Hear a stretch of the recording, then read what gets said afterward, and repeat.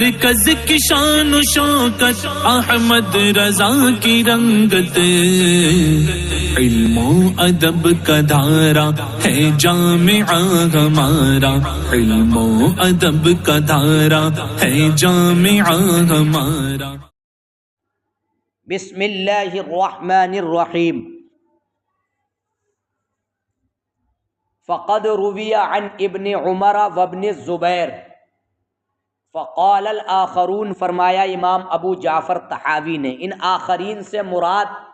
وہ جماعت ہے جو ریشم کی حرمت کے قائل ہیں مرد اور عورتوں دونوں کے حق میں، اور یہ ان لوگوں پر ایراد ہے کہ جو مردوں کے حق میں حرمت کو خاص کرتے ہیں کہ ریشم صرف مردوں کے لیے منع ہے عورتوں کے لیے نہیں۔ اور ان عموم کے قائلین نے چند احادیث بھی ذکر کی ہیں، عبداللہ بن عمر کی، عبداللہ بن زبیر، عقبہ بن عامر، ان تمام کی احادیث بیان کی ہیں اور وہ عموم پر دلالت کر رہی ہیں، اور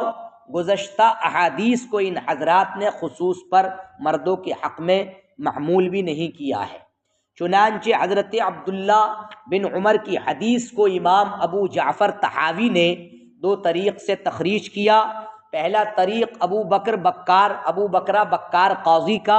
اور ان کے شیخ ابو داؤد ہیں، حدثنا ابو داؤد، یہ داؤد بن سلیمان نہیں، یہ سلیمان بن داؤد الطیالسی ہیں،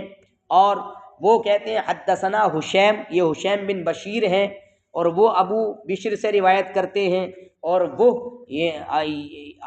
جعفر بن ایاس الیشکری ہیں، اور وہ یوسف بن ماہک سے۔ تو وہ کہتے ہیں کہ ایک خاتون نے حضرت عبداللہ بن عمر سے دریافت کیا سونے سے آراستہ ہونے کے سلسلے میں کہ سونے سے آراستہ ہوا جا سکتا ہے، تو کہا ہاں۔ تو عرض کی، پھر کہا کہ ریشم کے بارے میں کیا کہتے ہو؟ تو کہا یکرہ ذالک، یعنی وہ مکروہ ہے۔ تو اس عورت نے کہا ما یکرہ، مکروہ کیا ہے؟ یعنی اخبرنی احلال ہوا ام حرام، مجھے یہ بتائیے، یعنی اس عورت نے یہ تشریح چاہی کہ یکرہ ذالک، اس قول کا مطلب کیا ہے، کیا وہ حلال ہے یا حرام ہے؟ تو فرمایا کنا نتحدث، ہم حدیث بیان کرتے تھے کہ جس نے اس کو دنیا میں پہنا لم یلبسہ فی الآخرہ، اس کو آخرت میں نہیں پہنے گا۔ سمجھ میں آئی بات؟ اور دوسرا جو طریق اور من یہ عام ہے، جو مرد اور عورتوں دونوں کو شامل ہے، تو من برائے عموم ہے۔ دوسرا طریق حضرت سلیمان بن شعیب کسانی کا ہے، وہ کہتے ہیں حدثنا خالد بن نزار، خالد بن نزار بن مغیرہ الایلی ہیں، یہ ابن حبان نے ان کی توثیق کی ہے۔ وہ کہتے ہیں حدثنا عبد العزیز بن ابی رواد، میمون بن بدر المکی ہیں یہ، سمجھے، اور یہ محلب بن ابی صفرہ کے آزاد کردہ غلام ہیں۔ عن نافع، وہ روایت کرتے ہیں نافع سے، اور وہ روایت کرتے ہیں حضرت عبداللہ بن عمر رضی اللہ تعالی عنہ سے کہ ان امرأة سألته عن لبس الحریر، کہ ایک خاتون نے ریشم کے زیب تن کرنے کے تعلق سے، ریشم کے زیب تن کرنے کے بارے میں حضرت عبداللہ بن عمر سے سوال کیا، تو آپ نے ریشم کے پہننے کو مکروہ قرار دیا۔ تو عورت بولی ولیمہ، کیوں؟ تو آپ نے اس سے فرمایا رہ گیا یہ معاملہ، جب آپ نہیں مانتی تو میں آپ کو بتا رہا ہوں، ان قریب میں جلد ہی آپ کو یہ خبر دوں گا اور دے رہا ہوں۔ ہم کہتے تھے اما اذ ابیتی، یعنی جب تمہارے دل میں تسلیم کا پہلو ایک دم نہیں آ رہا ہے، تو میں تم کو خبر دے رہا ہوں کہ کنا نقول، ہم کہتے تھے من لبسہ فی الدنیا لم یلبسہ فی الآخرہ، یہ دوسرا اثر ہوا۔ اور عبداللہ بن زبیر کی حدیث کو بھی دو طریق سے بیان کیا، حدثنا ابو بکرہ، تو ابو بکرہ یہ بکار ہیں، حدثنا ابو داؤد، اور یہ سلیمان بن داؤد الطیالسی ہیں، قال حدثنا شعبہ عن شعبہ، وہ کہتے ہیں اخبرنی ابو زبیان، تو ابو زبیان بضم الذال المعجمہ و کسرہا، یعنی زبیان بھی ہے اور یہ زبیان بھی ہے، اور ان کا نام خلیفہ بن کعب التمیمی المصری ہے۔ تو ابو زبیان کہتے ہیں سمعت ابن الزبیر رضی اللہ عنہ یخطب یقول، میں نے حضرت عبداللہ ابن زبیر ابن العوام رضی اللہ تعالی عنہ کو خطبہ دینے کی حالت میں یہ کہتے ہوئے سنا، یا ایھا الناس لا تلبسوا نساءکم الحریر، اے لوگو اپنی خواتین کو ریشم نہ پہناؤ، فإنی سمعت عمر بن الخطاب رضی اللہ عنہ یقول، کیونکہ میں نے حضرت عمر بن خطاب رضی اللہ تعالی عنہ کو فرماتے ہوئے سنا، سمعت رسول اللہ صلی اللہ علیہ وسلم یقول، میں نے اللہ کے رسول سرور دو عالم صلی اللہ تعالی علیہ وسلم کو فرماتے ہوئے سنا، من لبس الحریر فی الدنیا لم یلبسہ فی الآخرہ، کہ جس نے دنیا میں ریشم پہنا اس نے وہ آخرت میں نہیں پہنے گا، اس نے آخرت میں نہیں پہنا یعنی آخرت میں اس کو نہیں پہنایا جائے گا۔ ابن الزبیر کہتے ہیں اور میں کہتا ہوں من لم یلبسہ فی الآخرہ، جو آخرت میں نہیں پہنے گا تو جنت میں نہیں جائے گا، لأن اللہ تعالی قال، اس لیے کہ اللہ تعالی نے فرمایا وَلِبَاسُهُمْ فِيهَا حَرِيرٌ، یعنی جنتیوں کا لباس جنت میں ریشم ہوگا۔ تو جناب اس میں بھی تعمیم ہے، اور اس حدیث کو امام بخاری اور امام مسلم دونوں نے اپنی اپنی سند کے ساتھ تخریج کیا ہے۔ اور عبداللہ بن زبیر کا دوسرا جو طریق ہے، یہ مطلب امام بخاری نے بھی اس کو تخریج کیا ہے، اور دوسرا طریق جو ہے بحر بن نصر محمد بن خزیمہ کے حوالے سے ہے، قال حدثنا حجاج، تو محمد بن خزیمہ کے بعد حجاج بن منہال ہیں، وہ کہتے ہیں حدثنا حماد بن سلمہ، وہ کہتے ہیں حدثنی الازرق بن قیس الحارثی، تو ازرق ابن قیس الحارثی وہ روایت کرتے ہیں عبداللہ بن زبیر سے، وہ کہتے ہیں ازرق بن قیس حارثی کہتے ہیں سمعت عبداللہ بن الزبیر یخطب یوم الترویہ، میں نے حضرت عبداللہ بن زبیر کو ترویہ کے دن کہتے ہوئے سنا، ترویہ کا دن 9 ذی الحجہ کا دن ہوتا ہے، تو اس دن میں نے ان کو کہتے ہوئے سنا، وہ فرما رہے تھے اے لوگو ریشم نہ پہنو اور نہ اپنی بیویوں کو پہناؤ اور نہ اپنے بیٹوں کو، کیونکہ جس نے دنیا میں اسے پہنا آخرت میں نہیں پہنا۔ حدثنا بحر بن نصر قال حدثنا ابن وہب، تو وہ کہتے ہیں قال اخبرنی عمرو بن حارث عن ان ابا عشانۃ المعافری حدثہ، ابو عشانہ کا نام حی بن یومن بن جمیل ہے، مصری ہیں، معافری ہیں، تو وہ روایت کرتے ہیں ابو عشانہ معافری نے ان سے حدیث بیان کی عمرو بن حارث سے کہ انہوں نے یعنی ابو عشانہ معافری نے عقبہ بن عامر جوہنی سے سنا، وہ خبر دے رہے تھے ان رسول اللہ صلی اللہ علیہ وسلم، کہ اللہ کے رسول سرور دو عالم صلی اللہ تعالی علیہ وسلم اپنے یعنی اہل کو یعنی زیور اور ریشم سے منع فرماتے تھے اور کہتے تھے اگر تم کو جنت کا زیور اور اس کا ریشم پسند ہے تو فلا تلبسنہا فی الدنیا، تلبسنہا فی الدنیا، تو تم اس کو دنیا میں نہ پہنو۔ تو ان آثار متوافرہ متکاثرہ سے پتہ چلا کہ عموم کے قائلین نے یہ کہا کہ ریشم کی حرمت یہ مرد اور عورتوں دونوں کے حق میں برابر ہے، یہ انہوں نے ثابت کیا۔ سمجھ میں آئی بات؟ تو اب یہاں سے جو یہاں تک گویا کہ ایراد ہوا، یعنی عموم کے قائلین نے ایراد پیش کیا خصوص کے قائلین کے خلاف، ان پر اعتراض کیا کہ تم نے خصوصیت مردوں کے حق میں حرام ہونے کی کہاں سے نکالی، جبکہ عموم پر آثار متوافرہ متکاثرہ ابھی ابھی آپ نے سنے۔ تو اب ان طائفہ یہ آخرین جو ہیں جو عموم کے قائل ہیں، ان عموم کے قائلین کا جواب مطلب یہ ہے کہ امام ابو جعفر طحاوی نے اپنے اس ارشاد قیل لہم سے دیا ہے، اور عبارت یہ ہے کہ اما قول النبی صلی اللہ علیہ وسلم من لبسہ فی الدنیا لم یلبسہ فی الآخرہ، تو یہ روایت کیا گیا ہے۔ تو امام ابو جعفر طحاوی رحمۃ اللہ تعالی علیہ نے ان عموم کے قائلین کا مطلب جو جواب دیا ہے وہ یہ دیا ہے کہ حضرت عبداللہ ابن عمر اور حضرت ابن زبیر رضی اللہ تعالی عنہما دونوں کو جو نبی کریم صلی اللہ علیہ وسلم کا ارشاد ہے من لبسہ فی الدنیا لم یلبسہ فی الآخرہ، تو اس ارشاد میں جو حرمت کا عموم ہے، اس حرمت کے عموم کو خاص کرنے والی حدیث ان دونوں حضرات کو نہیں پہنچی۔ سمجھ میں آئی بات؟ یعنی عموم کے قائلین نے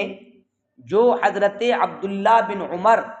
اور حضرت عبداللہ ابن زبیر ابن العوام کی روایت کردہ احادیث کو اپنے دعوی عموم کے ثبوت میں پیش کیا، تو ان کا جواب یہ دیا کہ ان دونوں حضرات کو من لبسہ فی الدنیا لم یلبسہ فی الآخرہ سے جو حرمت کا عموم سمجھ میں آ رہا ہے، اس حرمت کے کو خاص کرنے والی، اس کے عموم کو خاص کرنے والی حدیث ان دونوں کو نہ پہنچی، اور حدیث کے نہ پہنچنے کی بنیاد پر ان حضرات نے دونوں نے مرد اور عورتوں دونوں کے حق میں ریشم کی حرمت کو برابر رکھا۔ سمجھ میں آئی بات؟ لیکن رہ گیا حضرت عقبہ بن عامر جوہنی کی حدیث، جو ابھی ابھی آپ نے مطلب سنی، اگر تم چاہتی ہو جنتی زیور اور اس کا ریشم تو دنیا میں اس کو مت پہنو۔ تو اس میں یہ احتمال ہے کہ ہو سکتا ہے یہ حدیث پاک حضرت علی رضی اللہ تعالی عنہ کی حدیث سے پہلے کی ہو۔ سمجھ میں آئی بات؟ یہ احتمال ہے کہ یہ حضرت علی کی حدیث سے پہلے کی ہو۔ اور امام ابو جعفر طحاوی نے اس کو ذکر بھی کیا ہے کہ اس میں یہ احتمال ہے کہ من لبسہ فی الدنیا لم یلبسہ فی الآخرہ۔ ایک جواب تو میں نے دے دیا ابھی آپ کو جو ظاہر تھا، اور دوسرا جواب یہ ہے کہ اس میں یہ بھی احتمال ہے کہ ہو سکتا ہے من لبسہ فی الدنیا لم یلبسہ فی الآخرہ، اس سے مراد خاص کر نبی کریم صلی اللہ علیہ وسلم نے مردوں کو لیا ہو، اور یہ بھی احتمال ہے کہ اس سے مرد اور عورتوں دونوں کو مطلب مراد لیا ہو۔ تو اب اس میں احتمال آ گیا، تو عموم کے قائلین کی پیش کردہ احادیث میں احتمال آ گیا کہ اس سے خصوصیت کے ساتھ مرد بھی مراد ہو سکتے ہیں کہ مردوں میں سے جو اس کو دنیا میں پہنے گا آخرت میں نہیں پہنے گا، اور اس سے مرد اور عورت دونوں بھی مراد ہو سکتے ہیں، دونوں کے مراد ہونے کا احتمال ہے۔ اور فَإِذَا جَاءَ الْاحْتِمَالُ بَطَلَ الْاِسْتِدْلَالُ، جب احتمال کسی چیز میں آ جاتا ہے تو استدلال کیا ہو جاتا ہے؟ باطل ہو جاتا ہے۔ اس وجہ سے عموم کے قائلین اپنے دعوے کے ثبوت میں ان احادیث کو حجت نہیں بنا سکتے، اور جو حضرت علی اور حضرت عبداللہ بن عمرو اور زید بن ارقم اور حضرت ابو موسیٰ اشعری رضوان اللہ تعالی علیہم اجمعین کی حدیثیں بیان کی ہم نے، یہ اس میں یہ بتایا گیا ہے، یہ حضرات یہ خبر دے رہے ہیں کہ نبی کریم صلی اللہ علیہ وآلہ وسلم نے اس قول سے مراد من لبسہ فی الدنیا، اس قول سے مراد رجال ہی کو لیا ہے، عورتوں کو نہیں لیا ہے۔ تو یہ مطلب معنی یہ زیادہ لائق ہے، یہ مراد لینا زیادہ مناسب ہے، اور یہ معنی زیادہ لائق ہے کہ ان احادیث کو اسی معنی پر مطلب یہ ہے کہ محمول کیا جائے، اس حدیث کی وجہ کو بھی اسی معنی پر کیا کیا جائے، محمول کیا جائے۔ مطلب یہ ہے کہ حضرت عقبہ بن عامر کی جو حدیث پاک ہے، اس حدیث کو بھی انہی چاروں نفوس کی حدیث کے معنی پر محمول کیا جائے، تاکہ حدیث عقبہ اور حضرت علی، عبداللہ بن عمرو اور زید بن ارقم اور حضرت ابو موسیٰ اشعری رضوان اللہ تعالی علیہم اجمعین کی احادیث کے معانی باہم مزاد نہ ہوں۔ سمجھ میں آئی بات کہ نہیں؟ تو اب مطلب یہ ہے کہ خصوص مراد لیا جائے گا حدیث عقبہ بن عامر جوہنی کے اندر بھی، جیسے کہ حدیث مارہ کے اندر خصوص مراد لیا گیا، تاکہ سب ایک دوسرے کے مطابق و موافق ہو جائیں۔ سمجھ میں آئی بات؟ اور اگر حضرت عبداللہ بن عمر اور حضرت ابن زبیر بن عوام، ان دونوں سے جو روایت کیا گیا، ان حضرات کی روایتوں سے وہی مراد ہے اگر جو قائلین عموم نے ذکر کیا، اگر عموم مراد ہو، سمجھ میں آئی بات؟ تو اب ایسی صورت میں مطلب اس میں حجت ہے، فی ذالک حجت، اس میں مطلب یہ ہے کہ حجت ہے۔ وجہ اس کی یہ ہے کہ ہم نے جو حضرت علی رضی اللہ تعالی عنہ سے اس کے مخالفت میں جو روایت ذکر کی، وہ روایت اس بات کے زیادہ لائق ہے کہ وہ بھی حجت ہو۔ سمجھ میں بات آئی کہ نہیں؟ دیکھیے فرماتے ہیں وقد یجوز، اور ہو سکتا ہے کہ اس سے مراد مطلب نبی کریم صلی اللہ علیہ وسلم نے خاص کر رجال کو لیا ہو،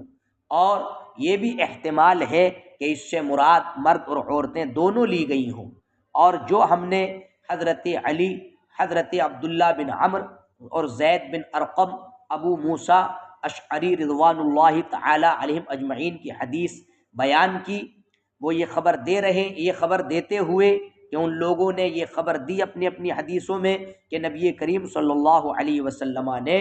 اس سے رجال ہی کا ارادہ کیا، نہ کہ عورتوں کا، فہو اولا، تو جو ہم نے ذکر کیا تو یہی مراد لینا زیادہ لائق ہے، اور یہ معنی زیادہ لائق ہے اس بات کے کہ اس حدیث کی وجہ کو بھی اسی معنی پر محمول کیا جائے، تاکہ جو ہم نے ما قبل میں حدیث ذکر کی اس کے یہ مخالف نہ ہو۔ وَلَئِن كَانَ مَا ذَكَرُوهُ عَنْ ابن عمر وابن الزبیر فی ذالک حجہ، اور اگر جو حضرت ابن عمر اور حضرت ابن زبیر سے روایت کر کے جو ان حضرات نے قائلین عموم نے ذکر کیا، اگر ان کا یہ بیان اس میں حجت مانا جائے، بیان عموم میں، کہ عموم میں ان کی ذکر کردہ یہ حدیث حجت ہے، تو جو ہم نے حضرت علی سے اس کے خلاف روایت ذکر کی،